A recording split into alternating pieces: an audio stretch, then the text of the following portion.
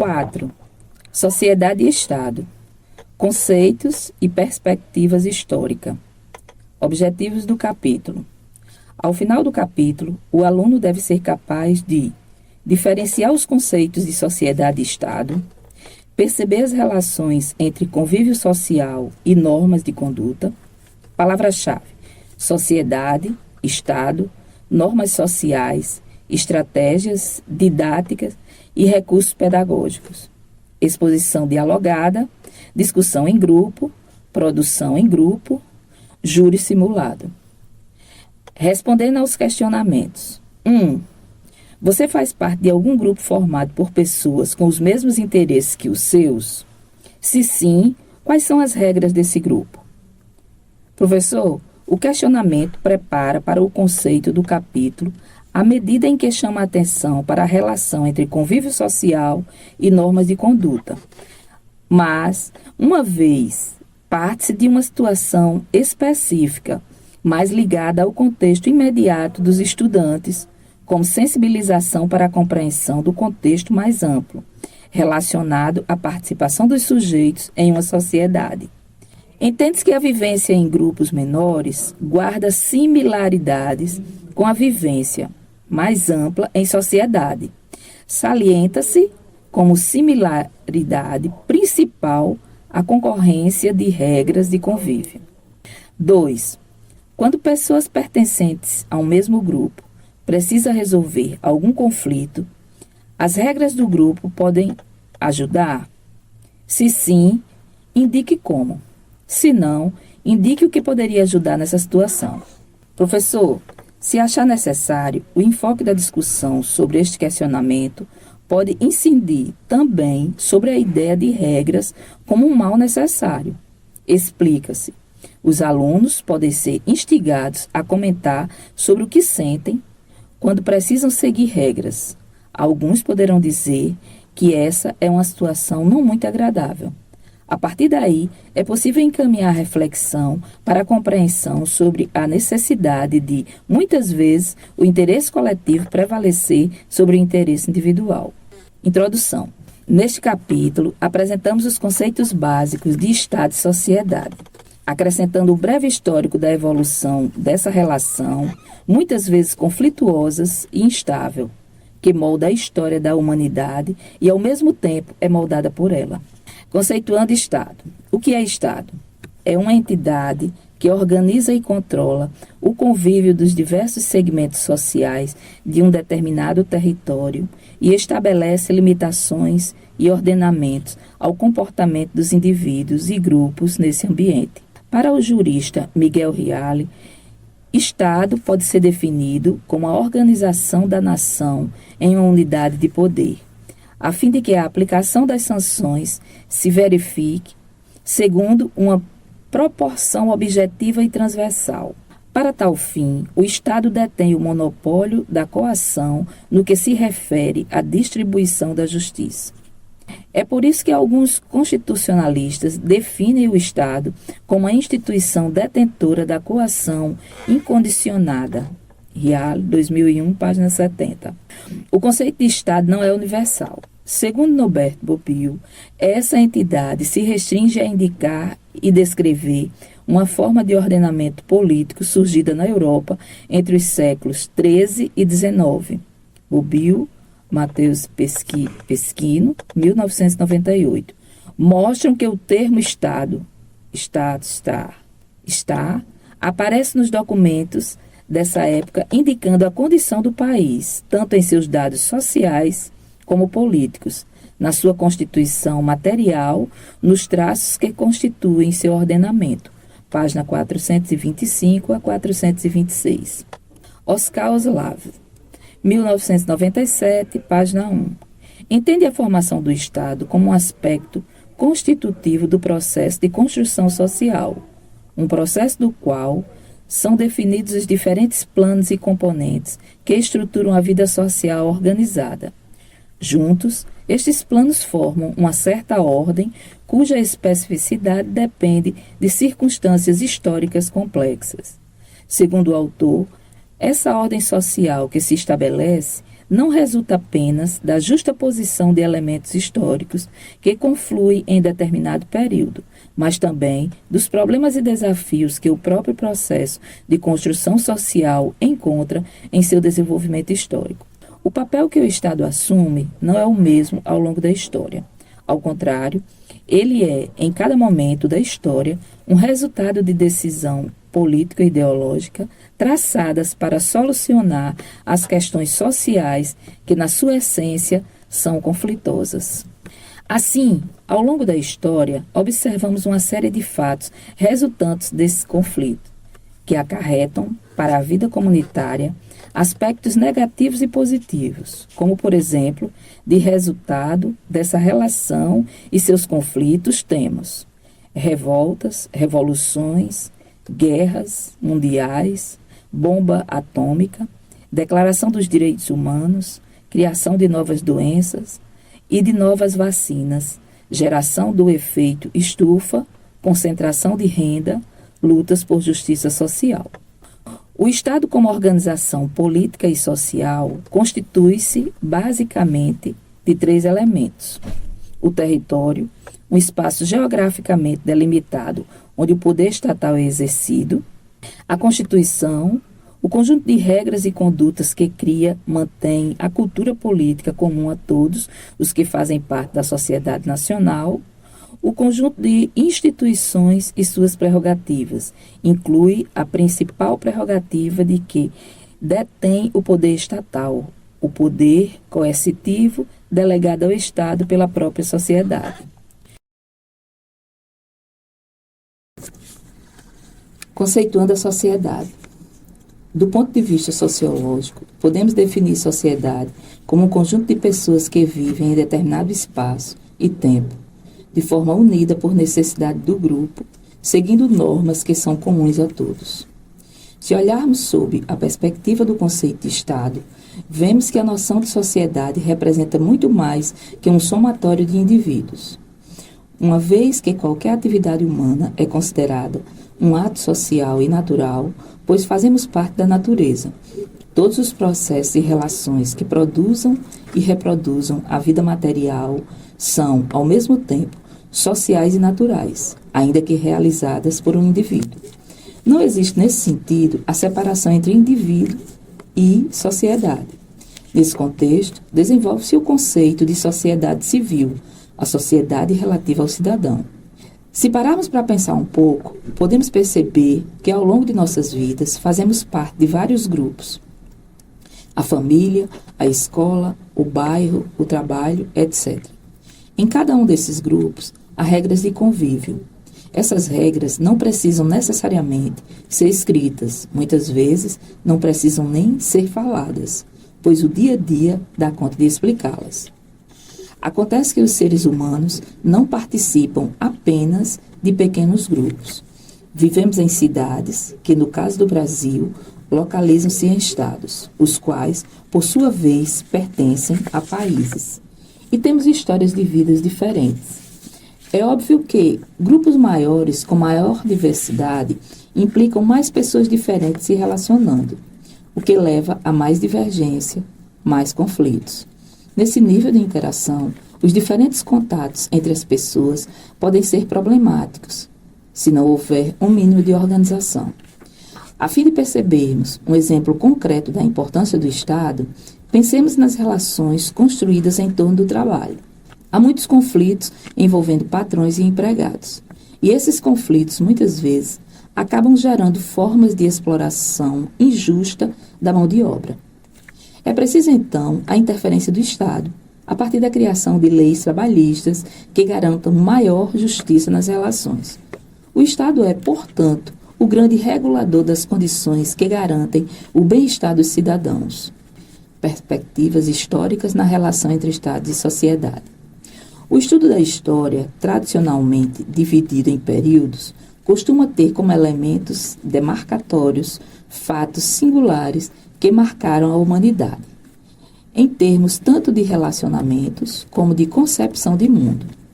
Assim, para efeitos didáticos, costuma-se dividir a história da humanidade nas seguintes fases: pré-história, história antiga, história medieval, história moderna e história contemporânea. A fim de apresentarmos uma visão geral da relação histórica entre o Estado e a sociedade, iniciaremos pela antiguidade, que abrange um vasto período da história da humanidade. A antiguidade se inicia com o aparecimento da escrita, cuneiforme, e vai até a retomada do Império Romano pelos bárbaros. É um período histórico de grande importância que deixa um legado de experiências e conhecimentos para o futuro das sociedades humanas.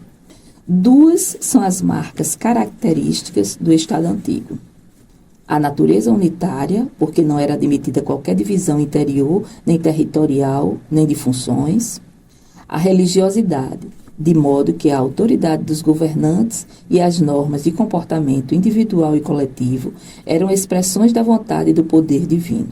Por isso, se diz que o poder político nesse período se baseava em estruturas teocráticas, ou seja, havia uma elite política que definia as regras do poder por meio de argumentos de natureza religiosa. Religião e Estado tinham natureza homogênea, tanto que na maioria das civilizações o poder de seus líderes ou era semelhante ao da divindade ou era limitado pela vontade divina. Nesse período, é relevante registrar, para o nosso breve passeio pela história, a importante contribuição do Estado grego com a concepção de cidade-estado, a polis, como sociedade política de maior expressão. Outro traço relevante é a existência de uma elite, uma classe política com intensa participação nas decisões do Estado, quando se discutiam assuntos de caráter público. Para sabermos um pouco mais sobre a organização das sociedades na antiguidade e de como elas traçavam suas regras de conduta, vamos conhecer o Código de Hammurabi. Hammurabi, Câmbio Árabe. Rei da Babilônia, atual Iraque, no século XVIII a.C., governou uma confederação de cidades-estado e estabeleceu 282 cláusulas que ficaram conhecidas como o Código de Hammurabi. Trata-se da legislação mais antiga de que se tem conhecimento, composta por vários fragmentos, sendo alguns civis, outros penais, alguns referentes ao direito do trabalho, etc. O prólogo do Código de Hammurabi é um bom exemplo da natureza homogênea entre Estado e divindades na antiguidade. Quando o alto Anu-Rei de Anunnaki e Bel, senhor da terra dos céus, determinador dos destinos do mundo, entregou o governo de toda a humanidade a Marduk, quando foi pronunciado o alto nome da Babilônia, quando ele a fez famosa no mundo e nela estabeleceu um duradouro reino cujos alicerces tinham a firmeza do céu e da terra. Por esse tempo, de Anu e Bel, me chamaram a mim, Hammurabi, o excelso príncipe, o adorador dos deuses, para implantar a justiça na terra, para destruir os maus e o mal, para prevenir a opressão do fraco pelo forte, para iluminar o mundo e propiciar o bem-estar do povo. Hammurabi, governador escolhido por Bel, sou eu, o que trouxe a abundância à terra, o que fez obra completa para Nipub e Durilu, o que deu vida à cidade de Uruk, o que supriu água com abundância aos seus habitantes, o que tomou Bela, a cidade de Borsippa, o que enceleirou grãos para a poderosa Urash, o que ajudou o povo em tempo de necessidade, o que estabeleceu a segurança na Babilônia, o governador do povo, o servo, cujos feitos são agradáveis a Ananut. O trecho mais conhecido do Código de Hammurabi é certamente a chamada Lex Tallium, Lei de Talião, que vigorava em relação às leis criminais. A pena de morte era largamente aplicada, orientada pela noção de uma vida por uma vida, ou dito de outra forma, olho por olho, dente por dente. Vejam-se alguns trechos. Se alguém furta bens do Deus ou da corte, deverá ser morto.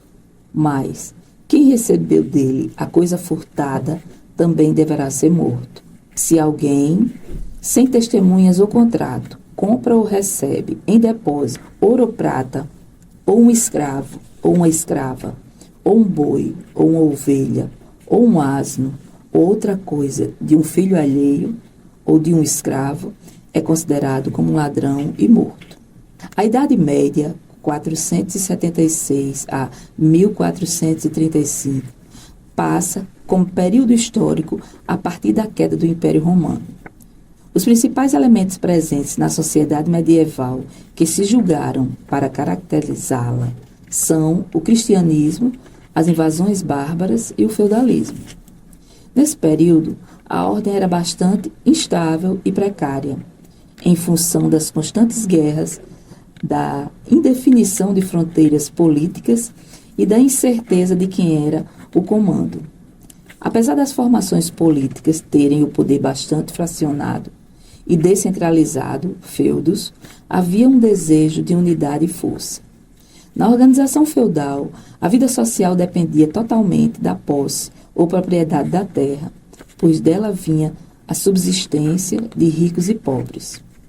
Com isso, se desenvolveu um sistema administrativo e uma organização militar vinculados à situação patrimonial. Ou seja, quem tinha posse ou propriedade da terra tinha a força e o poder. Quem não possuía patrimônio tinha que se submeter ao senhor da terra por meio da vassalagem. A vassalagem era uma relação jurídica de caráter pessoal que reconhecia o poder político do senhor feudal e favorecia que o feudo tivesse uma ordem jurídica própria, desvinculada do Estado. Imaginem vocês a confusão que não havia no Estado medieval. Um poder do imperador que era apenas legal e uma infinidade de poderes menores, sem hierarquia definida, que estavam na mão da nobreza feudal. Aliado a isso, havia uma multiplicidade de ordens jurídicas, imperial, eclesiástica, entre outras. Não existia realmente a autoridade de um Estado unificado. A nobreza mantinha-se no poder pela força do poder patrimonial. Dallari, 1998. Esse quadro gerou uma situação de instabilidade econômica, social e política, o que fez despertar a necessidade de ordem e de autoridade. As deficiências do Estado medieval acabaram por definir as características do Estado moderno. O acalentado desejo de unir forças e de deter o poder centralizado crescia intensamente à medida que se disseminava o descontentamento dos senhores feudais pela tendência dos monarcas de exigirem cada vez mais tributos para financiar as guerras, desestabilizando a situação econômica e social. Tal situação despertou a consciência social em busca da unidade, que finalmente se concretizou com a afirmação do poder soberano, no sentido supremo, reconhecido por todos como o mais elevado dentro de um determinado território. O Tratado de Paz de Westfália, de 1648, documentou o nascimento de um novo tipo de Estado, possuidor da particularidade básica de unidade territorial e detentor do poder soberano. Consagrou-se o modelo da soberania absoluta. O Estado moderno passa a ter elementos indispensáveis para a sua composição: o povo, o território fixo, reconhecido e a soberania. Surge então a noção de soberania para designar o poder exclusivo e supremo do monarca sobre o território e o povo do Estado. Na história da humanidade, a ideia de Constituição se fortalece com o Estado moderno, no século XVIII, e está associada à luta contra o absolutismo e à emergência do iluminismo. Isso porque, com o iluminismo, surge a ideia do homem como indivíduo que não se confunde com a coletividade e que, dotado de razão, rejeita os preconceitos e os dogmas, ou seja, tudo que não pode ser objetivamente explicado. Esse indivíduo racional, segundo Rousseau, vive em um mundo organizado pela natureza, cujas leis naturais conduzem à condição ideal de vida, desde que a ação dos homens não atrapalhe. Para Rousseau, o homem vivendo em sociedade se distanciaria do estado de natureza e seria levado a um estado em que a usurpação dos ricos, o banditismo dos pobres e as paixões desenfreadas de todos geram um estado de guerra permanente. Por isso, esse filósofo defendia que, para que a sociedade civil não virasse uma guerra de todos contra todos, seria necessário haver um contrato social que permitisse um retorno às condições do estado de natureza e uma superação dessa sociedade civil em direção a uma sociedade política. O homem racional do iluminismo não aceita mais o poder divino dos reis e questiona as formas de poder absolutistas. Essas são as bases do liberalismo econômico e social. Doutrina que orienta as revoluções dos séculos XVIII e XIX. A doutrina liberal enaltece os direitos naturais do homem e tolera o Estado como um mal necessário para prevenir abusos. Com necessidade de normatizar o direito dos indivíduos e se contrapor ao poder do Estado, surge, em 1789, a Declaração dos Direitos do Homem e do Cidadão, formulada durante a Revolução Francesa. As primeiras constituições foram a americana, 1787, e a francesa, 1791. Ambas asseguram os direitos do indivíduo e a separação dos poderes legislativo, executivo e judiciário. Vários movimentos sociais se seguiram como consequência das ideias iluministas. Revolução Francesa, revoluções pela independência na América Latina, independência dos Estados Unidos, Revolução Farroupilha, Inconfidência Mineira, entre muitas outras. Da relação sociedade-Estado, sua evolução dos conflitos e pactos sociais, chegamos à situação que temos hoje. Democracia, cidadania, direitos sociais e humanos decorrem de conquistas históricas, frutos de lutas que a humanidade travou na disputa de interesses antagônicos em torno do poder. Podemos avançar ou andar para trás em relação às conquistas. Depende de nós. Para assegurar a efetividade desse direito, é preciso a participação social. O cidadão e a relação sociedade-Estado. As relações sociais envolvem a disputa por poder e, por isso, são muitas vezes conflituosas e instáveis. Ao longo da história, observamos uma série de fatos resultantes desses conflitos, que contribuem para a conformação econômica, política e social da vida em sociedade. E nós, cidadãos, como participamos dessa construção? É preciso lembrar que a ordem social que vigora na sociedade em que vivemos é responsabilidade de cada um de nós, que por ação ou inação está contribuindo para transformá-la ou mantê-la. Quando não agimos diante de uma realidade da qual discordamos, estamos contribuindo para mantê-la. A sensação de impotência diante dos problemas que a vida em sociedade apresenta não deve nos eximir da responsabilidade em relação aos males que a debilitam, tais como a miséria, a violência, a corrupção e a degradação ambiental. Quando agimos como cidadãos, por exemplo, preservando o patrimônio da escola, evitando jogar lixo na rua, cuidando do patrimônio público, estamos participando do processo de construção da relação sociedade-Estado. Ao longo deste curso, vamos descobrir como podemos atuar ainda mais de forma a mudar a realidade social. A luta pela cidadania está relacionada com a questão fiscal, pois os direitos sociais só se concretizam com políticas públicas e políticas públicas necessitam de recursos, que em sua maioria vêm dos tributos. Na unidade 3 deste curso, trataremos mais especificamente da questão tributária. Refletindo. Professor, o questionamento colocado nesta sessão demanda que os estudantes deem sua opinião sobre a lei do talião, relacionando-a com os dias atuais. A reflexão pode ser feita com base nos princípios iluministas salientados no texto principal. Sugere-se ainda que se proponha uma discussão sobre a ideia de justiça com as próprias mãos. Seria oportuno, por exemplo, trazer uma notícia sobre algum fato da crônica policial brasileira em que essa ideia esteja presente.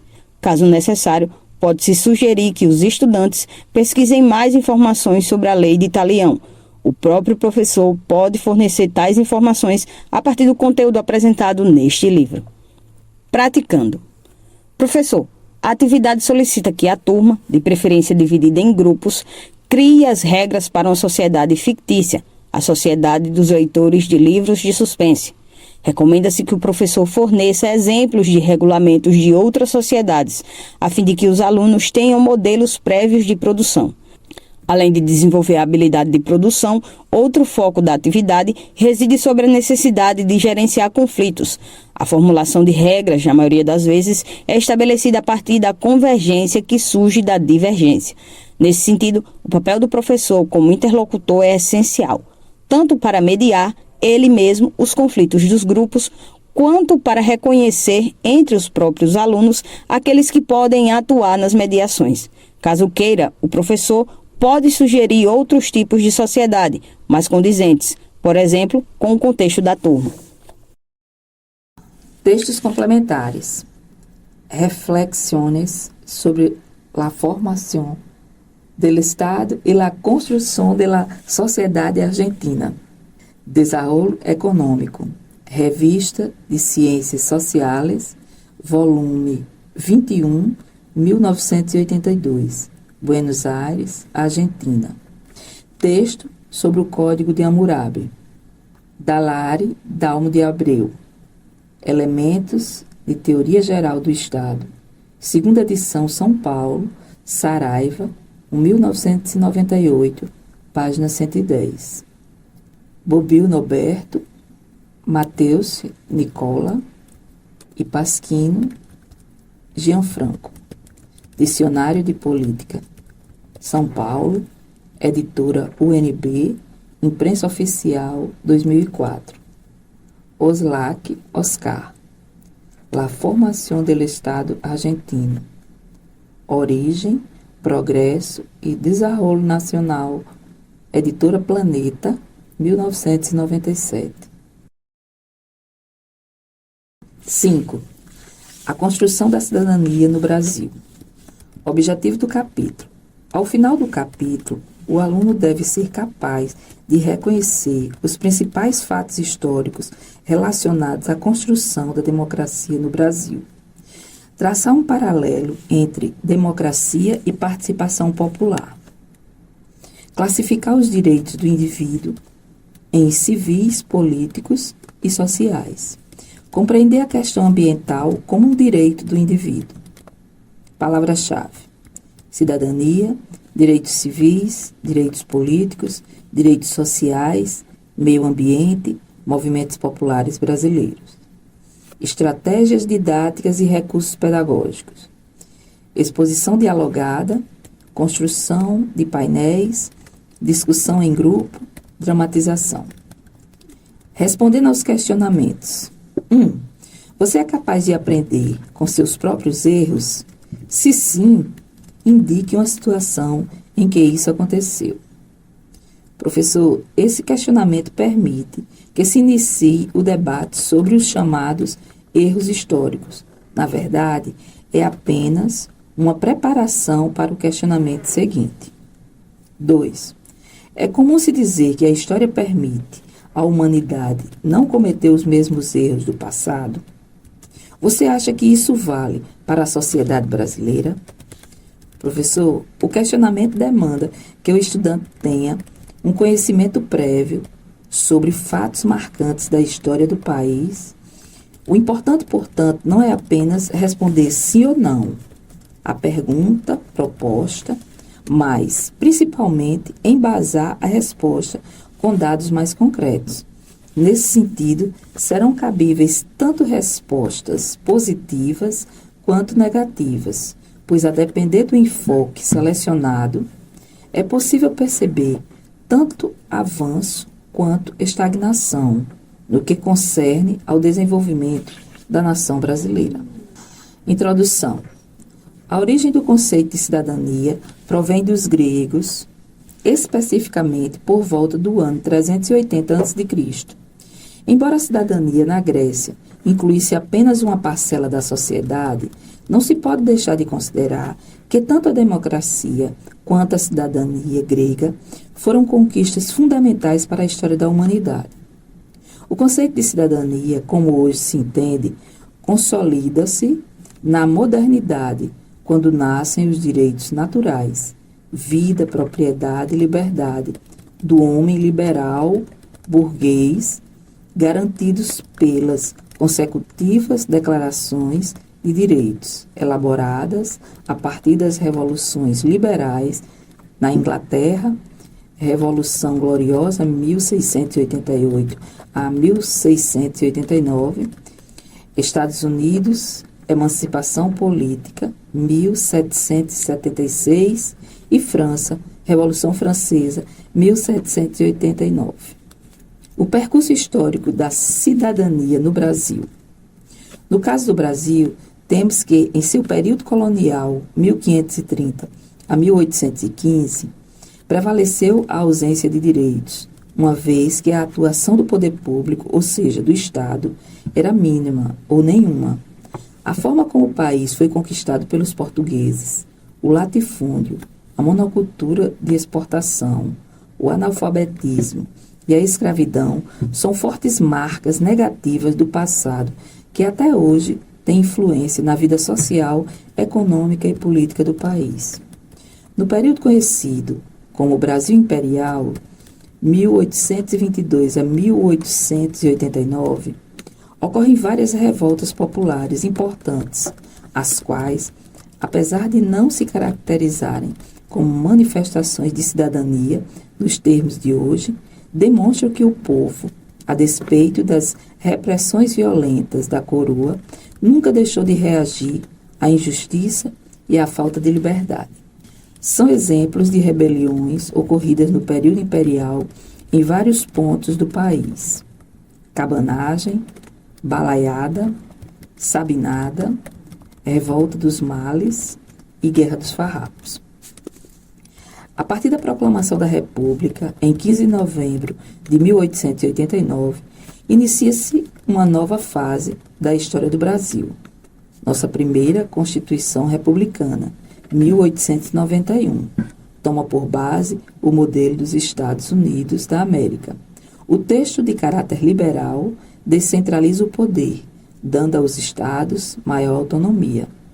A separação entre os poderes, executivo, legislativo e judiciário, é mantida e o poder moderador é extinto.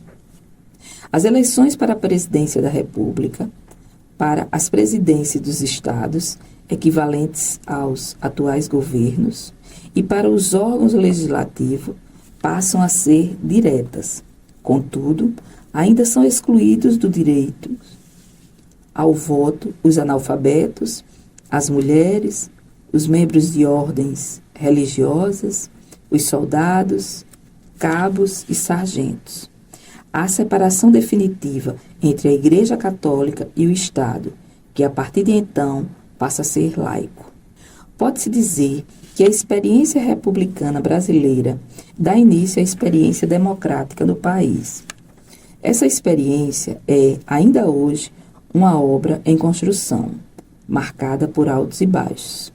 Ao mesmo tempo em que há injustiças, exclusões e desigualdade, há também a certeza de que a democracia possibilita o exercício da cidadania e ainda é o melhor caminho para garantir respeito aos direitos sociais que possibilitam edificarmos um país mais justo. A moderna democracia funda-se no conhecimento dos direitos humanos, direitos individuais, políticos e sociais, além dos direitos coletivos. Estes reivindicam igualdade, liberdade, justiça e solidariedade entre os homens. Não existe democracia sem o exercício de cidadania. Ser cidadão significa pertencer a uma comunidade, conhecer e participar das decisões políticas, exercer direitos e deveres, reconhecer e zelar pela distinção entre os interesses públicos e os privados. Frente a um cenário de frequentes exemplos de injustiça e descaso, muitas vezes surge a pergunta: é possível alcançar a democracia e a cidadania plena? Uma resposta otimista: esses ideais podem sim ser alcançados, mas para isso temos de estar em constante vigilância, participando de um exercício diário que inclui lutas, avanços e recuos. T. H. Marshall, sociólogo britânico, que escreveu o livro Cidadania, Classe Social e Status, e o que é considerado um dos principais estudiosos sobre a democracia, partindo da análise histórica do desenvolvimento da cidadania na Inglaterra, identificou 3 dimensões básicas apresentadas a seguir: direitos individuais ou civis. Direitos individuais ou civis relacionam-se à liberdade individual. São fundamentais à garantia da vida, da liberdade, da propriedade e da igualdade. Os mais conhecidos são os direitos de ir e vir, a livre manifestação de pensamento, o respeito, a inviolabilidade do lar e da correspondência além do direito, a ampla defesa e o reconhecimento do Estado como única instância legítima a promover prisões e julgamentos. Direitos políticos. Os direitos políticos asseguram a participação do cidadão no governo da sociedade. É exercido por aqueles que se organizam politicamente, que cobram, que fiscalizam as ações do Estado. Em período de ditadura, eles são os primeiros a serem suprimidos. Na democracia, o voto é o principal meio de exercício desse direito. No Brasil, a inclusão de alguns grupos sociais no processo democrático ocorre somente no século XX, como o voto feminino, instaurado na Constituição de 1934, e o voto do analfabeto, na Constituição de 1988. Direitos sociais. Os direitos sociais baseiam-se na justiça social e na participação justa da riqueza coletiva. O estado de bem-estar social, surgido no pós-guerra, é um marco do desenvolvimento dos direitos sociais, concretizando em políticas públicas algumas conquistas do cidadão: seguro-desemprego, seguro-doença, pensão, previdência, garantia ao trabalho, ao salário justo, ao lazer, à habitação, à saúde, à aposentadoria e à educação. Dessas conquistas, o direito à educação é a condição mais importante para o exercício das demais. Para Marshall, até antes da Idade Moderna, não é possível estabelecer uma relação clara entre os 3 direitos, uma vez que, na Idade Medieval, as instituições que permeiam esses direitos estavam misturadas. Os direitos estavam ligados ao status que a pessoa detinha na sociedade. Como falar de direito individual de um vassalo, por exemplo, se não havia a igualdade como princípio a ser respeitado pela sociedade, sendo ele próprio, vassalo, uma propriedade do senhor feudal. Segundo o autor, mesmo quando se identificava algum direito social, este estava identificado ao status da pessoa e não à condição humana. Hoje, dentro do sistema democrático capitalista, Qual a relação entre cidadania e classe social? Quando falamos em cidadania, estamos traçando uma relação do indivíduo com o Estado, instância em que os direitos individuais que são assegurados buscam alcançar a igualdade material ou a plena cidadania. Já a classe social, ao contrário dos demais, é um sistema de desigualdade. Diz respeito a como o indivíduo se insere no mercado de trabalho e se baseia nas desigualdades econômicas dos indivíduos, que é natural ao sistema capitalista.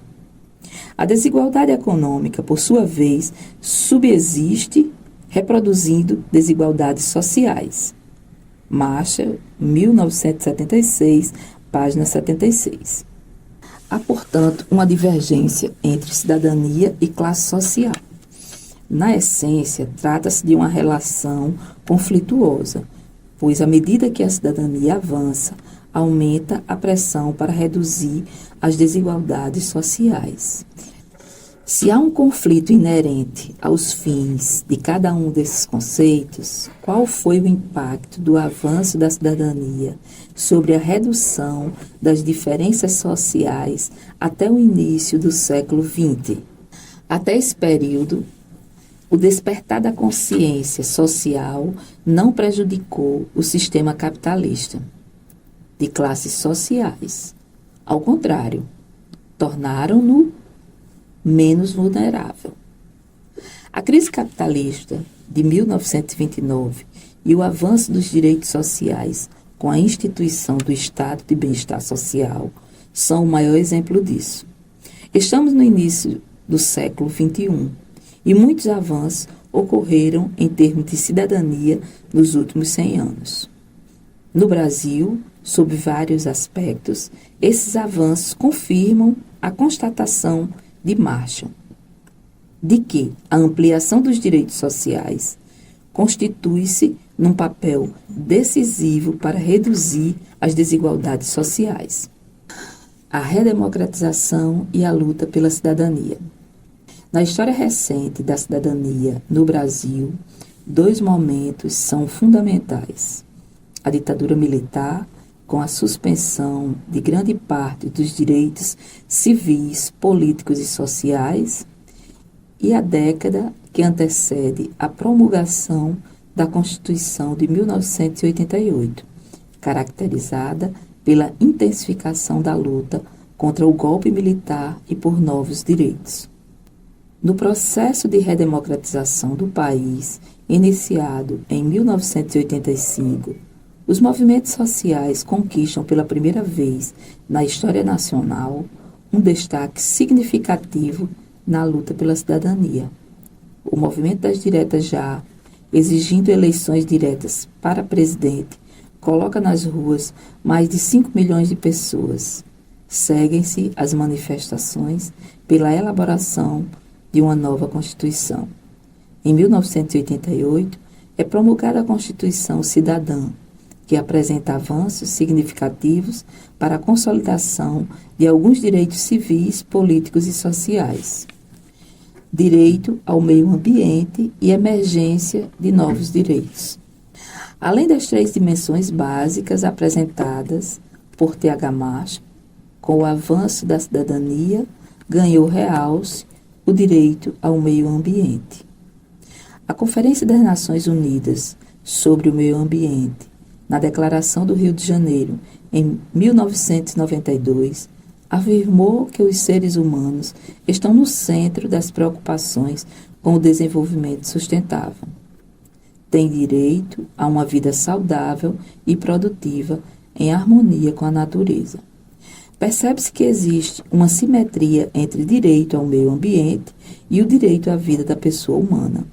O meio ambiente é um bem que não está na disponibilidade de uma determinada pessoa, tanto que o artigo 225 da Constituição Federal se refere a ele como um bem que pode ser desfrutado por toda e qualquer pessoa, como todos têm direito a uma vida digna e saudável.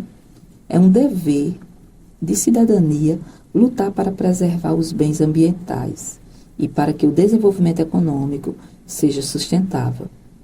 São exemplos de bens ambientais o patrimônio cultural brasileiro, o patrimônio genético dos pais, a saúde, os diversos assentamentos urbanos vinculados às necessidades da pessoa humana, o solo, a água, o ar atmosférico, a flora, a fauna, os minerais, entre outros, todos eles essenciais à sadia qualidade da vida humana. Norberto Bobbio cunhou o termo Era dos Direitos para se referir ao período que estamos vivendo, no qual as reivindicações sociais se ampliam e procuram positivar as aspirações formuladas pelas lutas populares. 1992, página 78. A ampliação e criação de novos direitos que fazem parte do processo criativo da democracia resulta das lutas das classes sociais, a exemplos dos direitos que definiram a democracia desde sua origem: igualdade, liberdade e participação social nas decisões do Estado. A abertura do campo do direito decorrente da luta por liberdade e igualdade, que definiram a democracia, possibilitaram a ampliação dos direitos políticos e a criação, a partir destes, dos direitos sociais, trabalho, moradia, saúde, transporte, educação, lazer, cultura, assim como dos demais direitos decorrentes, como o direito das chamadas minorias, mulheres, idosos, negros, homossexuais, crianças, índios, o direito à segurança planetária, lutas ecológicas e contra as armas nucleares, e hoje o direito contra as manipulações da engenharia genética, Chauí, 2011. Uma questão fundamental que se coloca é como podemos avançar no processo de aprofundamento da democracia e dos direitos, de forma a permitir maior homogeneidade socioeconômica no país. Quais instrumentos a sociedade dispõe para participar dos desígnios da nação? Como sociedade civil, que alternativas temos para revitalizar as utopias de justiça social? A educação fiscal tem um papel relevante nesse processo, pois propicia os instrumentos que permitem à sociedade uma tomada de consciência cidadã, envolvendo-a nos assuntos e decisões que dizem respeito ao interesse público. Refletindo. Professor, essa questão solicita que o estudante dê uma nota à sociedade brasileira quanto às garantias de igualdade entre seus membros. A escala de nota pode ser definida durante a explicação da atividade. Pode ser útil, antes de proceder às notas, trazer textos com notícias que mostram situações em que houve tratamento desigual e outras em que houve tratamento igual. Ao final, é importante comentar que a correção da desigualdade se dá principalmente pela criação de leis e por sua adequada aplicação, o que, em última instância, confirma a importância do Estado. Praticando. Professor, as atividades solicitadas aos alunos procuram explorar em que medida eles assimilam os conceitos de direitos humanos, sociais e ambientais. Nesse propósito, a melhor forma de trabalhar os conceitos é explorar situações mais contextualizadas e próximas da realidade que os alunos vivem. Assim, ao responder sobre situações que viveram na escola ou no entorno social, eles começam a perceber que os direitos individuais, sociais e ambientais não são conceitos abstratos, mas que estão bem próximos deles e que, se cada um fizer a sua parte, a sociedade será mais igualitária e justa. Textos complementares. Texto de Marilena Chauí sobre democracia e sociedade autoritária. Texto de Marilena Chauí, Fórum de Direitos e Cidadania da Presidência da República, Classe Média, Como Desatar esse Nó, 2011. Resenha do capítulo Cidadania e Classe Social, páginas 57 a 87, Marshall, TH, Cidadania, Classe Social e Status, Rio de Janeiro, Zaha, Editores, 1967. 6. O Estado Brasileiro, Formação e Organização. Objetivos do capítulo. Ao final do capítulo, o aluno deve ser capaz de diferenciar os 3 poderes do Estado, Executivo, Legislativo e Judiciário, de acordo com as atribuições de cada um. Reconhecer as principais características do Estado de bem-estar social. Palavra-chave: Poder Executivo, Poder Legislativo, Poder Judiciário, Administração Pública, Estado de bem-estar social. Estratégias, didáticas e recursos pedagógicos. Exposição dialogada, discussão em grupo, formulação de hipóteses a partir do conhecimento prévio. Respondendo aos questionamentos. 1. Certamente você já deve ter ouvido dizer que os estados democráticos são coordenados por 3 poderes: Executivo, Legislativo e Judiciário. O que você sabe sobre a função de cada um desses poderes?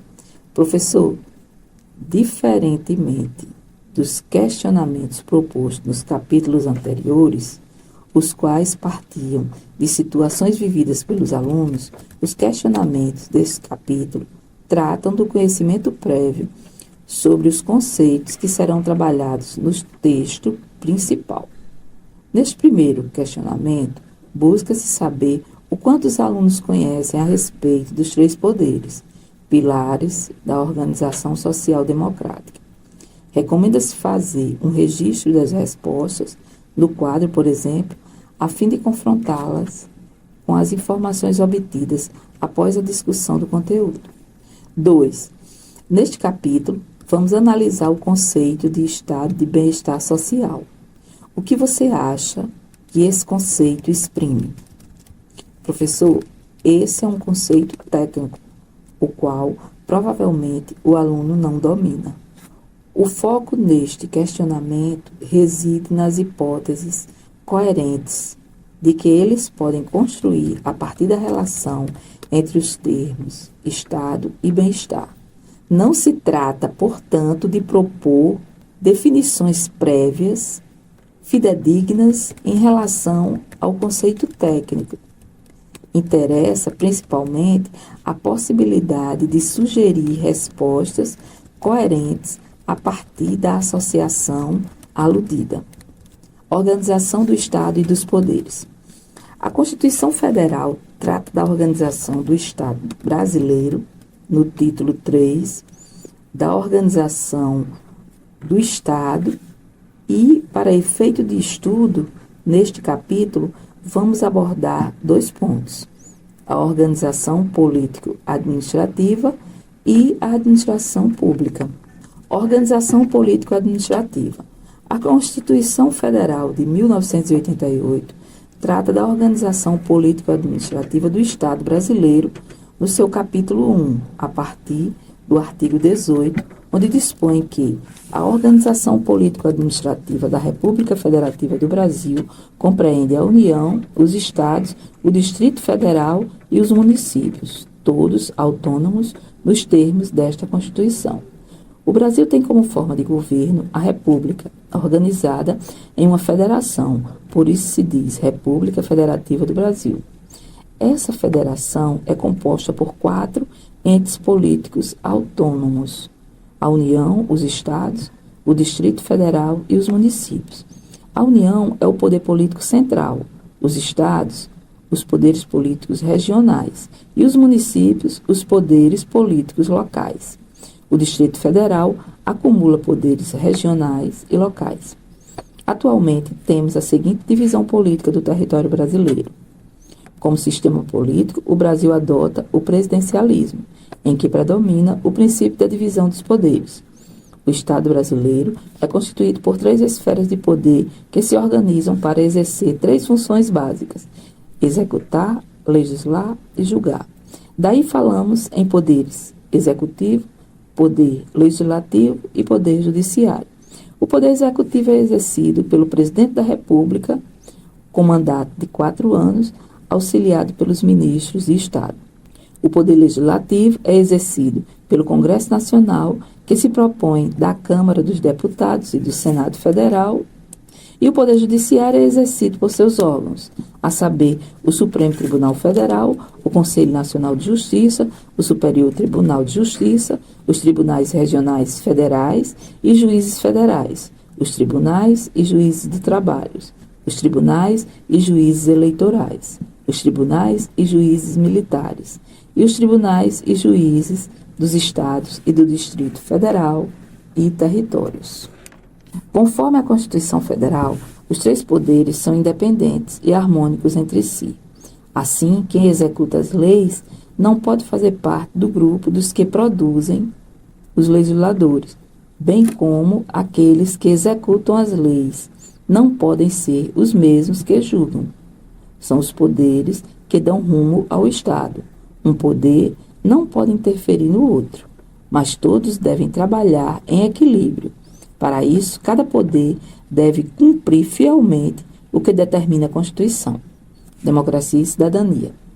No capítulo 1 deste livro, vimos que em um governo democrático, o povo participa da gestão e das decisões fundamentais do Estado. O cerne da democracia é a criação de direitos. Isso significa que os cidadãos são sujeitos que podem e devem lutar por seus direitos. Por isso, a democracia é a única forma política na qual o conflito é considerado legítimo, pois ele é inerente à luta pelos direitos. Só há democracia se houver ampliação contínua da cidadania, ou seja, se os direitos forem continuamente ampliados. A real democracia, por exemplo, deve albergar hoje as lutas populares pelos direitos econômicos, sociais e culturais, que muitas vezes se opõem aos interesses e privilégios de uns poucos. A democracia propicia uma cultura da cidadania. Também vimos que a cidadania expressa um conjunto de direitos e deveres que nos permite participar das decisões que vão definir a vida em sociedade. Ela se constitui no atual estágio de desenvolvimento de nossa democracia, na nossa capacidade de participação social como indivíduo ou como grupo organizado. Construir um país de cidadãos requer educá-los desde criança. A célebre frase do pensador clássico Rousseau nos faz refletir que essa é uma tarefa para sempre e que é a base do sistema democrático. A pátria não subsiste sem liberdade, nem a liberdade sem a virtude, nem a virtude sem os cidadãos. Ora, formar cidadãos não é questão de dias, e para tê-los, adultos, é preciso educá-los desde criança. Estado de desenvolvimento socioeconômico. No atual estágio de desenvolvimento de nossa sociedade, o Estado exerce funções importantes para garantir às pessoas uma vida digna e saudável. A administração pública intervém na economia, financiando as necessidades básicas da população, tais como educação, saúde, transporte e moradia. Mas existem teorias contrárias a essa intervenção do Estado. O liberalismo econômico clássico do início do século XX defende que o Estado não deve gastar tantos recursos com gastos sociais. Contrário a esse posicionamento estão os que defendem o estado de bem-estar social. Para melhor entender esse processo histórico, vamos apresentar, em linhas gerais, o que vem a ser algumas das correntes mais expressivas de concepção de Estado. Liberalismo. O Estado moderno nasceu absolutista e soberano, e por algum tempo de sua existência, os defeitos e virtudes do monarca eram confundidos como qualidade do Estado. Por esse motivo, no século XVIII, o poder público era visto como inimigo da liberdade individual, e qualquer restrição ao indivíduo em favor do coletivo era considerada ilegítima. Essa foi a raiz individualista do Estado liberal. O liberalismo atribui ao Estado a função de proteger a liberdade individual, cujo sentido é o mais amplo possível em termos de liberdade, não admitindo que qualquer indivíduo sofra a mínima restrição em favor do outro, da coletividade ou do Estado. Dall'Are, 1998.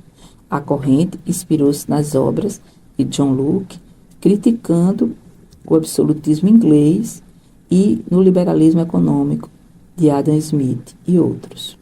Estado de Direito.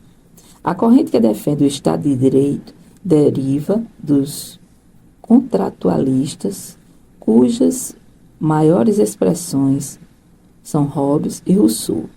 Para essa corrente, cada indivíduo é titular de direitos naturais com base nos quais nasceu a sociedade e o Estado.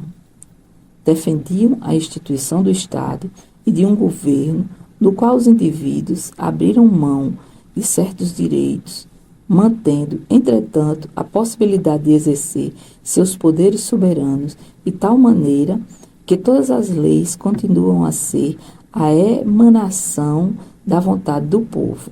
Para tanto, a exigência que se faz é que o Estado seja um rigoroso aplicador de direitos e nada mais. Estado democrático de direito. O Estado de direito é aquele que impõe a todos os cidadãos, indistintamente, o respeito à lei.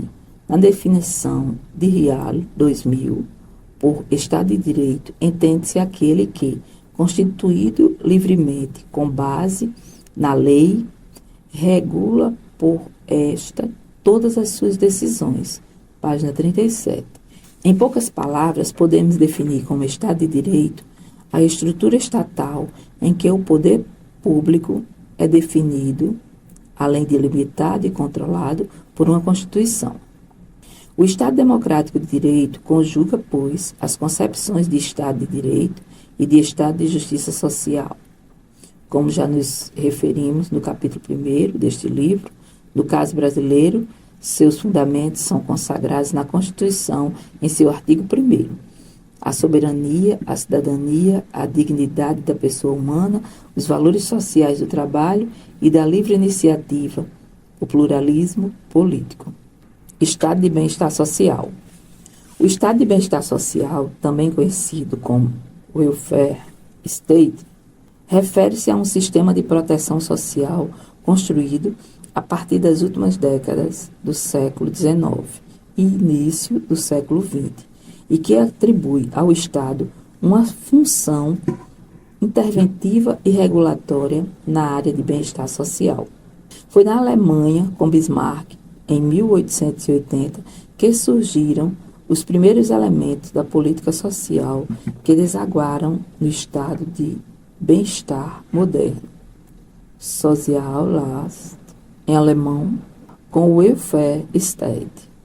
O Estado passa a intervir na economia para garantir a coesão social, esgarçada pela dinâmica capitalista e por suas crises cíclicas. Essas políticas procuram minimizar os riscos que o capitalismo contemporâneo submete à força de trabalho, assegurando a todo cidadão como direito político e não como esmola, salários mínimos de renda, alimentação, saúde, habitação, educação, aposentadoria, etc.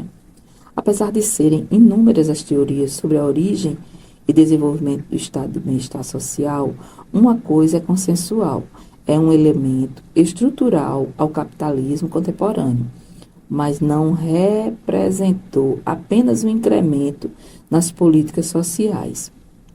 Significou um esforço de reconstrução econômica, moral e política do mundo industrial desenvolvido.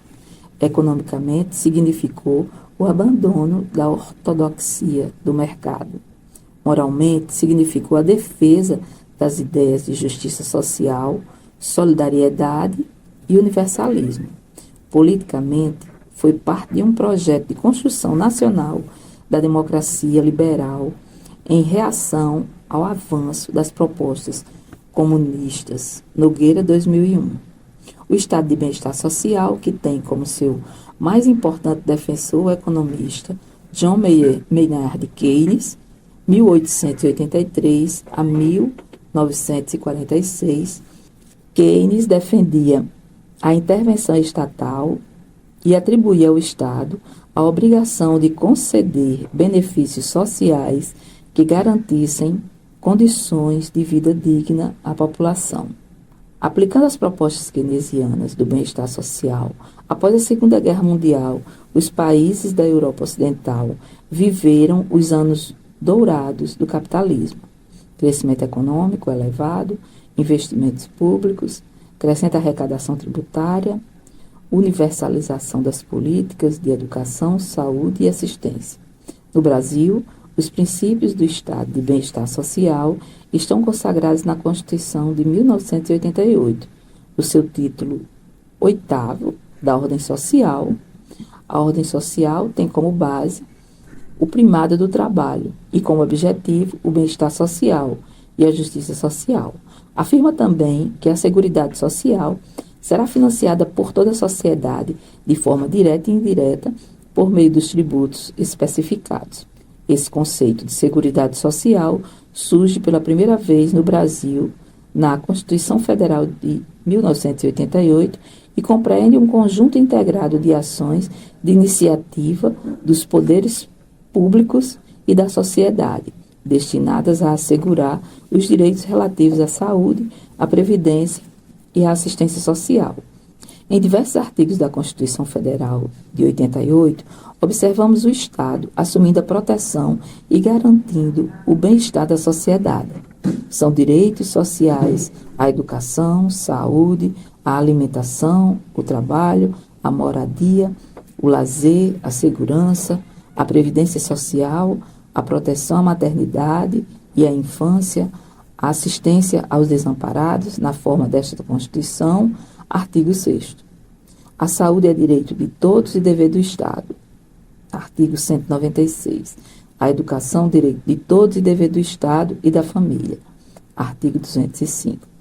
Todos têm direito ao meio ambiente ecologicamente equilibrado, bem de uso comum do povo e essencial à sadia qualidade de vida, impondo-se ao poder público e à coletividade o dever de defendê-lo e preservá-lo para as presentes e futuras gerações.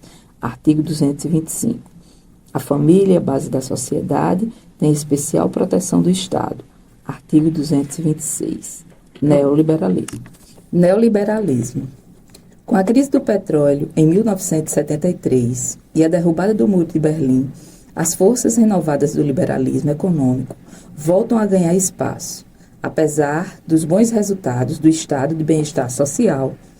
Na Europa Ocidental, as antigas ideias liberais, traduzidas no chamado Consenso de Washington, em 1989, recebem nova roupagem e passam a ser conhecidas como neoliberalismo. As políticas neoliberais propõem que o estado de bem-estar social seja desmontado, que as empresas estatais sejam privatizadas, que os tributos para os mais ricos sejam reduzidos e que sejam desregulamentadas as relações trabalhistas e o planejamento econômico. Essas políticas foram fortalecidas com o crescimento do processo de globalização, que exige total liberdade aos fluxos de mercadoria e de dinheiro. As políticas relativas ao bem-estar social, instituídas na Constituição Federal de 1988, têm sofrido constantes ataques das principais correntes do pensamento econômico brasileiro. Os ortodoxos neoliberais, que defendem a hegemonia do mercado, o Estado mínimo e a consequente redução dos direitos sociais. E os heterodoxos, que defendem o estado de bem-estar social nos moldes do Estado europeu do pós-guerra, como adotado na nossa Constituição. Esse embate continua sendo travado e os direitos econômicos e sociais conquistados pelas lutas populares estão em perigo, porque o capitalismo está passando por uma mudança profunda para resolver a recessão mundial. A acumulação de capital hoje não precisa mais de grandes massas trabalhadoras e consumidoras. Pode ampliar-se graças ao desemprego em massa e não precisa preocupar-se em garantir direitos econômicos e sociais aos trabalhadores, porque não necessita de seus trabalhos e serviços. Por isso, o Estado neoliberal, ao defender a privatização das políticas sociais, educação, saúde, transporte, moradia e alimentação, busca suprimir o estado de bem-estar social. Shaw, 2000, página 562. O Brasil, como país desigual e desintegrado socialmente, necessita consolidar o estado de bem-estar social, garantindo aos mais pobres o acesso a serviços públicos de qualidade. Com as políticas neoliberais adotadas em nosso país, ocorre o inverso. Contudo, o que se tem visto é que tais políticas têm sido reduzidas. Em paralelo a essa redução, percebe-se uma melhora dos indicadores sociais, como se verifica pelo crescimento constante do Índice de Desenvolvimento Humano, IDH, a que nos referimos na unidade 1 deste livro. Refletindo. Professor, a questão proposta nesta sessão pede que o aluno pense sobre a importância do estado de bem-estar social para a garantia da vida em sociedade. Para respondê-la, recomenda-se a leitura atenta do texto principal, que contrapõe duas propostas de organização social, uma conduzida pelos ideais liberais neoliberais e outra erigida em torno do Estado como elemento garantidor dos direitos do indivíduo. Uma alternativa de abordagem consiste em solicitar que os alunos produzam um texto com um foco que seja a descrição de uma sociedade fictícia onde todos têm que pagar por tudo. Praticando. Questão 1. Professor, a atividade pede que faça uma visita a um posto de saúde e reflita com base no que vê sobre a interferência do Estado na vida dos cidadãos. Pretende-se com isso que o aprendiz compreenda que a prestação de serviços essenciais depende da concepção de Estado que uma determinada sociedade adota. Nessa atividade, um primeiro elemento a ser destacado é que, independentemente da qualidade dos serviços prestados no posto de saúde, o fato por si de que existe um posto de saúde que procura atender aos cidadãos decorrente da tentativa de instaurar em nossa sociedade o estado de bem-estar social. Um segundo elemento a ser debatido é que, quanto mais efetiva for a implantação do estado de bem-estar social, mais qualidade terão os serviços prestados. Questão 1, item A. Fato 1. Princípios desobedecidos de acordo com o Ministério Público em matéria vinculada. Outros princípios podem ser citados. Moralidade.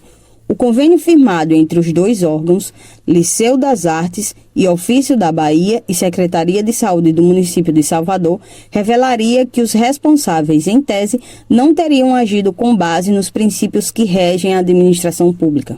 Legalidade. O convênio firmado não teria seguido as leis, pois não teria havido o devido processo licitatório. Impessoalidade. Ao privilegiarem um filho e um sobrinho, os responsáveis pelo convênio teriam garantido privilégios contrários à lei. Fato 2. Princípios desobedecidos de acordo com o Ministério Público em matéria vinculada. Outros princípios podem ser citados. Legalidade.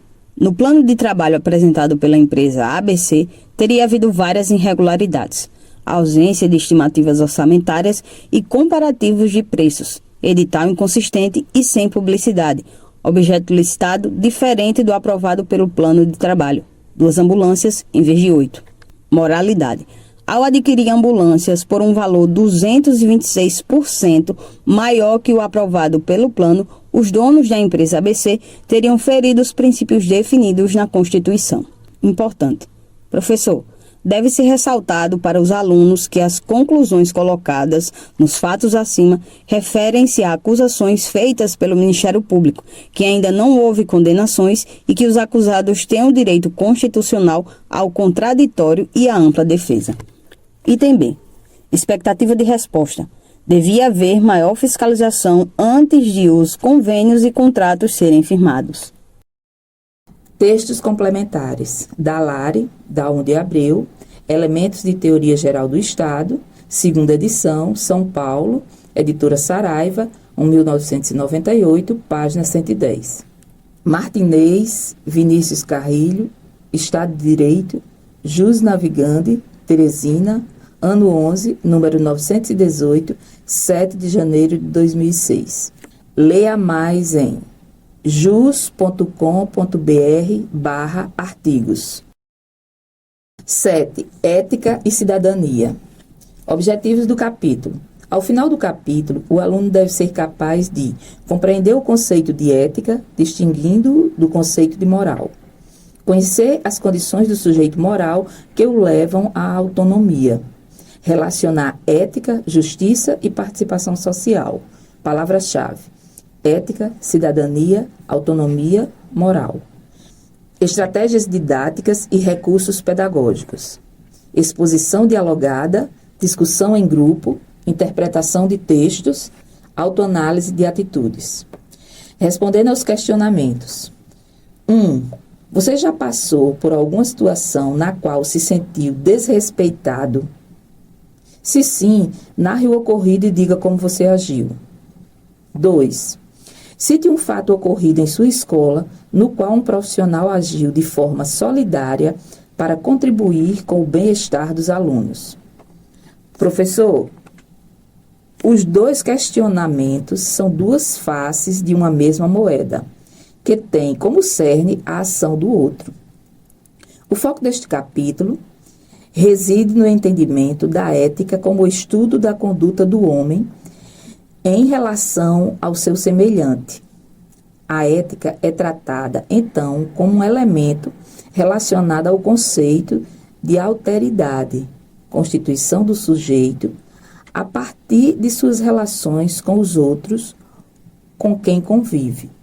Nesse sentido, os questionamentos 1 e 2, ao abordarem, respectivamente, uma situação provavelmente não ética e uma situação ética, servem como ponto de partida para que os estudantes reflitam sobre a questão. Inicialmente, o foco reside nas ações do outro, pois, falando especificamente do questionamento 1, é normalmente mais fácil perceber a falta de ética nos outros do que em si mesmo.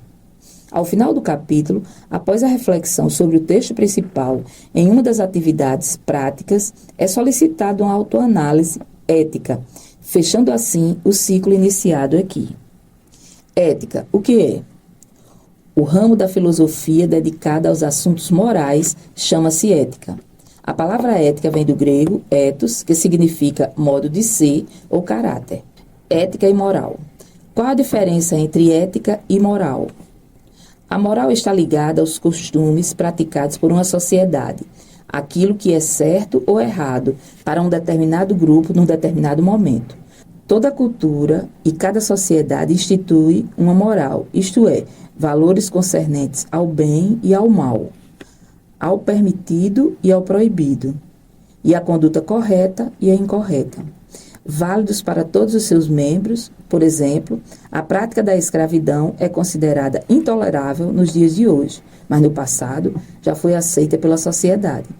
Em alguns países é permitido ter mais de uma esposa. No Brasil, isso é moralmente condenável.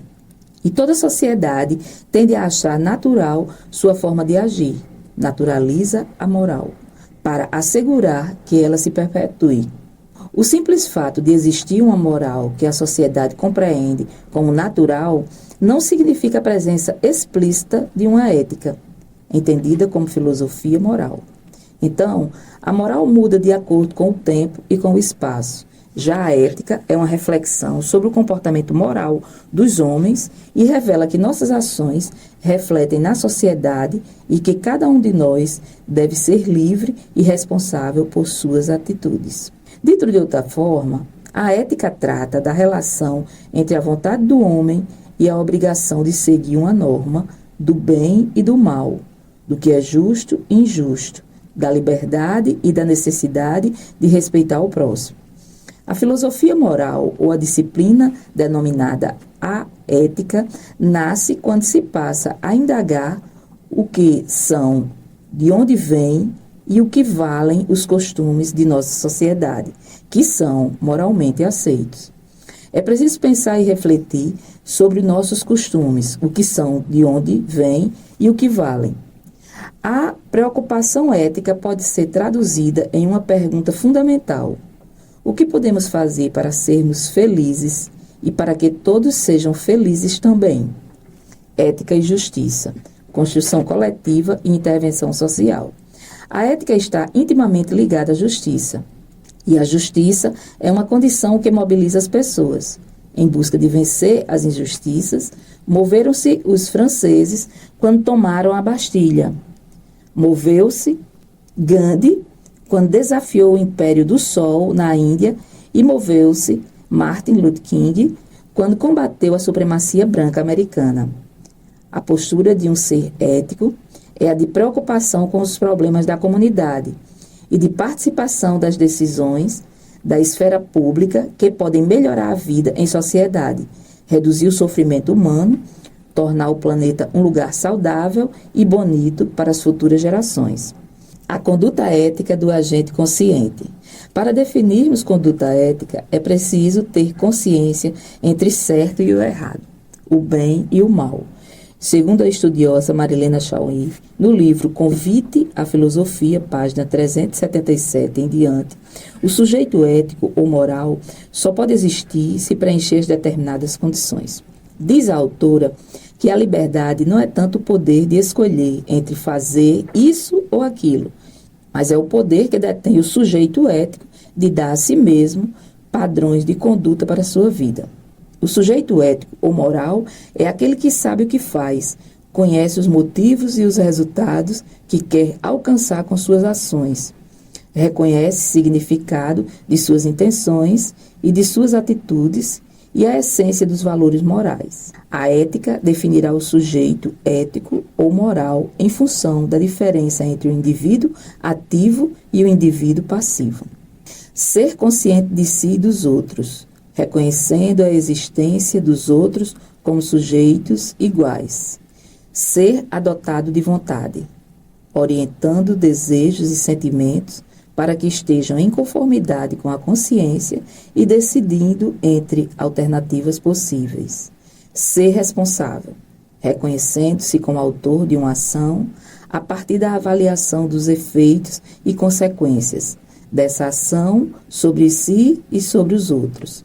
Ser livre, não estando submetido a poderes externos que o forcem e constranjam a sentir, a querer e a fazer alguma coisa.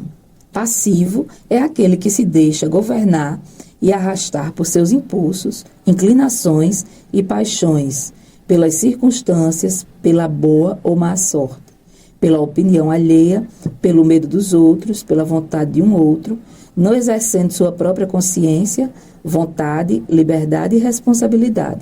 Ao contrário, é ativo ou virtuoso aquele que controla interiormente seus impulsos, suas inclinações e suas paixões.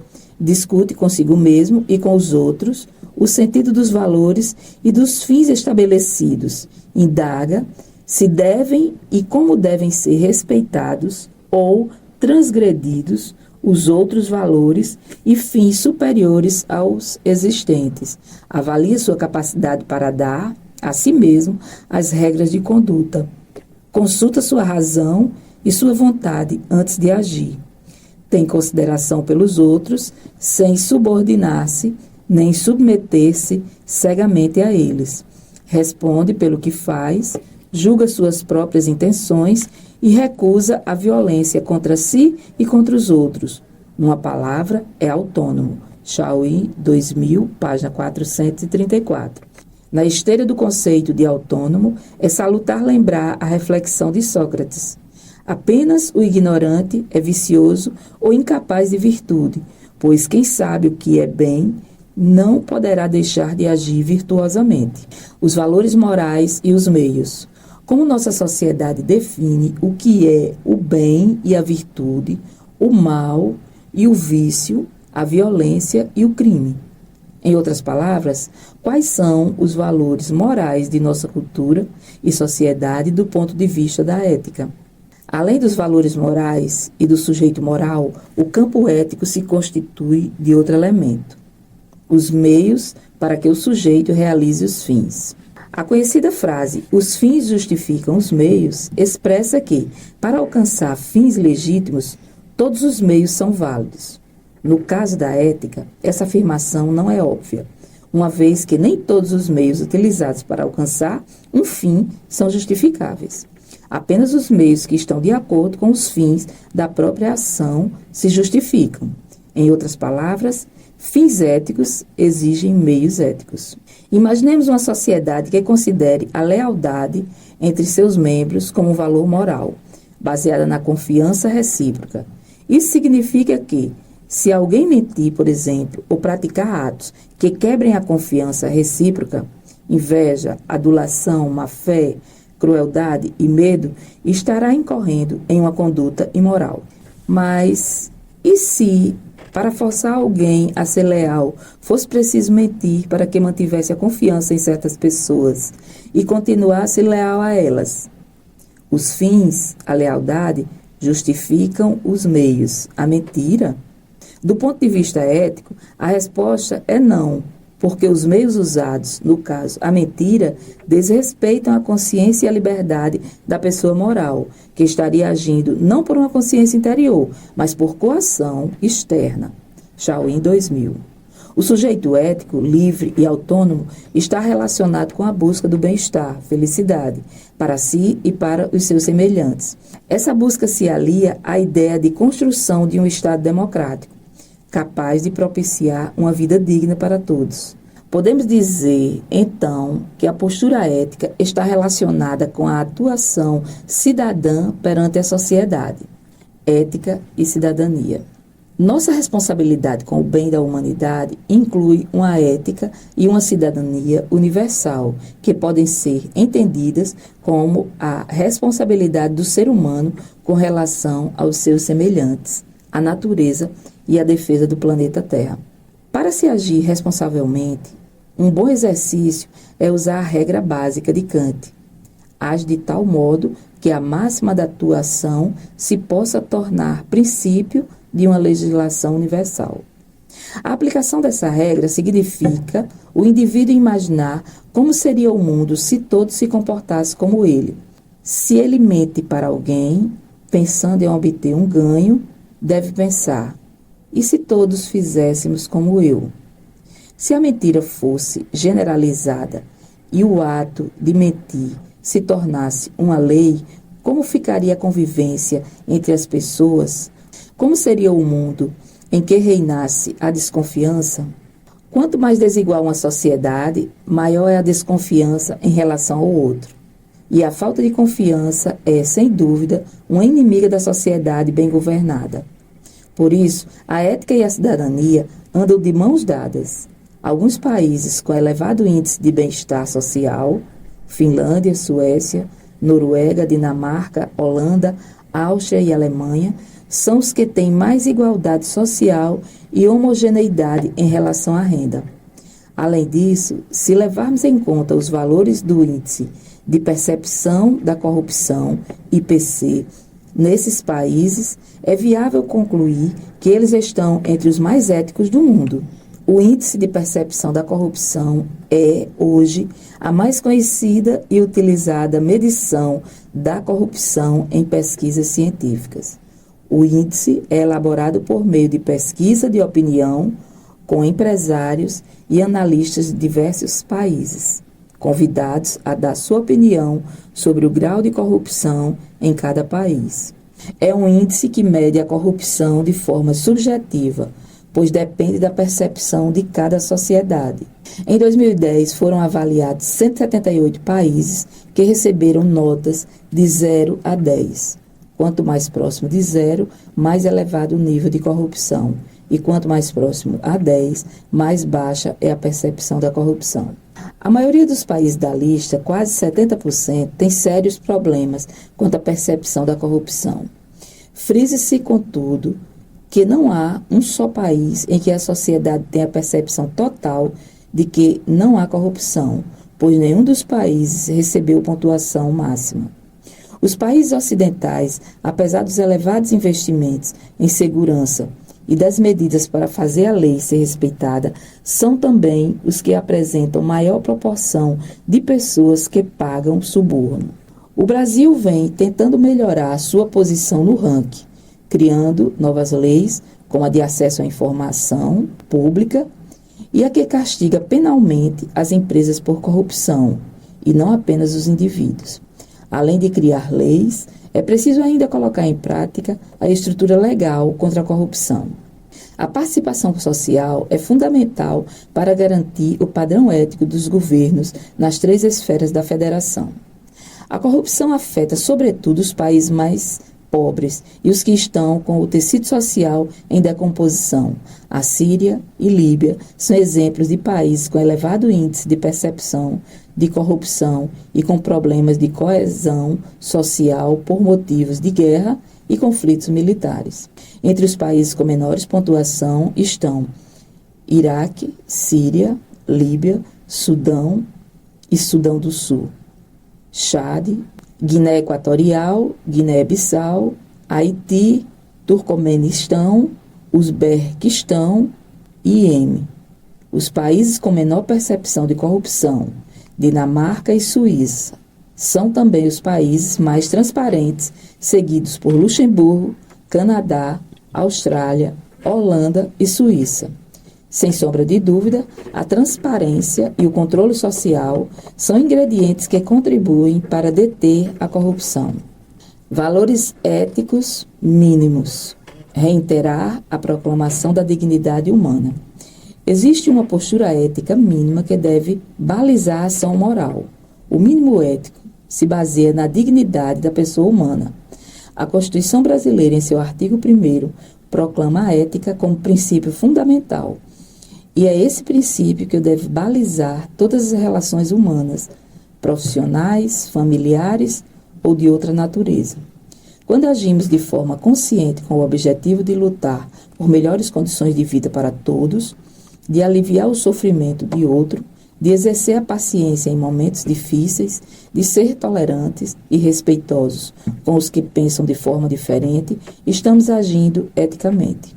Coisas do dia a dia que parecem banais sinalizam o estágio de cidadania de uma sociedade.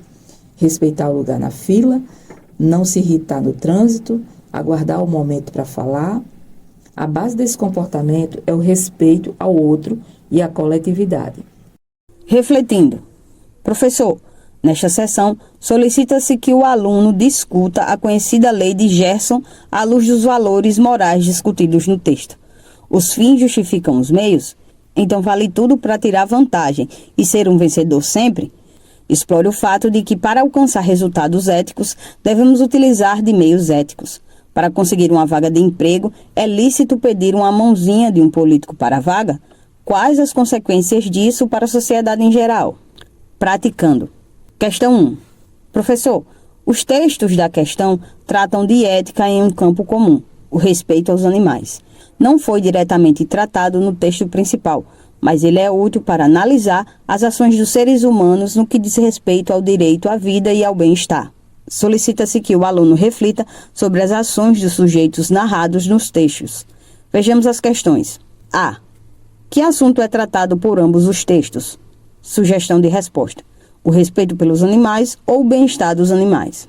B. Compare os textos em relação ao conceito de ética trabalhado neste capítulo. Expectativa de resposta: espera-se que os alunos percebam que no texto 1, Helenice age de maneira geral, visando o bem-estar dos animais. Sua atitude em relação ao gatinho que ficou preso no motor do seu carro exemplifica bem isso.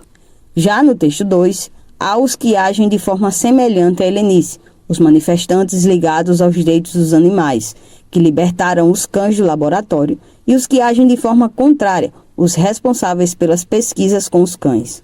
Professor, se achar necessário, comente sobre a ação do Ministério Público no texto 2. Isso pode servir para indicar que o Estado tem instituições responsáveis por fiscalizar a conduta ética dos cidadãos. Questão 2. A questão 2 solicita que os alunos produzam uma autoanálise do seu comportamento em relação à ética. As categorias contempladas são: ações que pratico e que gostaria que os outros praticassem, ações que pratico, mas que não gostaria que os outros praticassem, ações em favor coletivo, aos quais ainda não pratico, mas gostaria de praticar.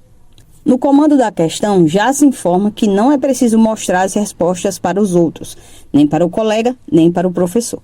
Isso é importante para que os alunos compreendam o real objetivo do exercício, refletir sobre sua conduta, de modo a confirmar a importância de praticar as ações éticas que já praticam e reforçar a necessidade de modificar as ações não éticas. Textos complementares. Texto de Frei Beto sobre alteridade, disponível em www.freibeto.org. Texto sobre a participação social do economista Ladislau Dalbot, disponível no outraspalavras.net/Brasil. Textos da filósofa Marilena Chauí, um intitulado Ética e Moral, disponível no yalatextos.blogspot.com.br, e outro cujo tema é Uma Lógica Perversa, disponível no www.folha.uol.com.br. Matéria sobre IPC. Chauí, Marilena. Convite à Filosofia. Editora Ática. São Paulo, 2000. Dicas e notas da unidade. A Constituição, segundo o dicionário Hawais Eletrônico 2001, é o conjunto de leis fundamentais que regem a vida de uma nação, geralmente elaborados e votados por um congresso de representantes do povo e que regulam as relações entre governantes e governados, traçando limite entre os poderes e declarando os direitos e garantias individuais. Carta Constitucional, Carta Magna, Lei Básica, Lei Maior. É a lei máxima a qual todas as outras leis devem ajustar-se.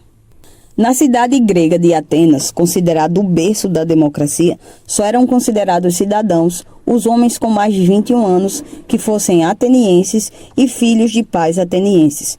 Comerciantes, artesãos, mulheres, escravos e estrangeiros não eram considerados cidadãos. Para alguns autores, o período colonial compreende um intervalo entre 1530 a 1815. O ano de 1530 corresponde ao início do povoamento e o ano de 1815 indica o momento em que o Brasil é elevado à condição de Reino Unido com Portugal. Para outros, o período colonial pode abranger o intervalo de 1500 a 1808 ou de 1500 a 1822. Há uma diferença entre Estado com E maiúsculo e Estado com E minúsculo. O Estado com letra maiúscula é uma instituição organizada, política, social e juridicamente que ocupa um território definido e dispõe de uma estrutura administrativa, de um governo soberano e é reconhecida pela comunidade internacional, conforme vimos no capítulo anterior. O Estado, com E minúsculo, no sentido de subdivisão administrativa, é uma unidade autônoma dotada de governo próprio e Constituição e que, com outros estados, formam uma federação. O Brasil é dividido política e administrativamente em 27 unidades federativas, sendo 26 estados e um Distrito Federal. A definição dos três poderes e suas respectivas funções se encontra no próximo capítulo e na unidade 4 desta obra. O poder moderador previsto na Constituição de 1824 era o poder que expressava a preponderância da vontade do imperador sobre os outros três poderes. Algumas políticas públicas são exemplos de ações do Estado: a previdência pública, as campanhas que promovem a qualidade da saúde e da educação públicas, o programa Minha Casa Minha Vida. A queda da Bastilha, fortaleza medieval utilizada como prisão, foi um evento central na Revolução Francesa, ocorrida em 14 de julho de 1789. O episódio reflete a ação da população francesa consequente à insatisfação para com o governo monárquico da época. Mahatma Gandhi foi um líder espiritual e pacifista indiano que atuou contra o domínio britânico na Índia. Conseguiu bons resultados na pacificação entre muçulmanos e hindus. Foi assassinado em 1948 por um extremista hindu. Sobre Gandhi, Albert Einstein escreveu que as gerações por vir terão dificuldade em acreditar que um homem como este existiu realmente e caminhou sobre a Terra. Martin Luther King foi um importante ativista político, líder do movimento dos direitos civis dos negros nos Estados Unidos e no mundo, com uma campanha de não violência e de amor ao próximo. Foi assassinado em 1968. A palavra autônomo vem do grego autos, eu, si mesmo, e nomos, lei, norma, regra. Aquele que tem o poder para dar a si mesmo a regra, a norma, a lei, é autônomo e goza da autonomia ou liberdade. Autonomia significa autodeterminação. Quem não tem capacidade racional para a autonomia é heteronomo. Heteronomo vem do grego hétero, outro, e nomos, recebe de outro a norma, regra ou lei. Immanuel Kant foi um filósofo prussiano nascido em 1724, considerado por muitos como o último grande filósofo dos princípios da era moderna. Segundo esse pensador, o homem sai da sua menoridade quando faz uso do entendimento, razão. Quando não ousa pensar, por covardia ou por preguiça, o homem permanece na menoridade. Seus livros mais importantes são Crítica da Razão Pura, 1781, e Crítica da Razão Prática, 1788.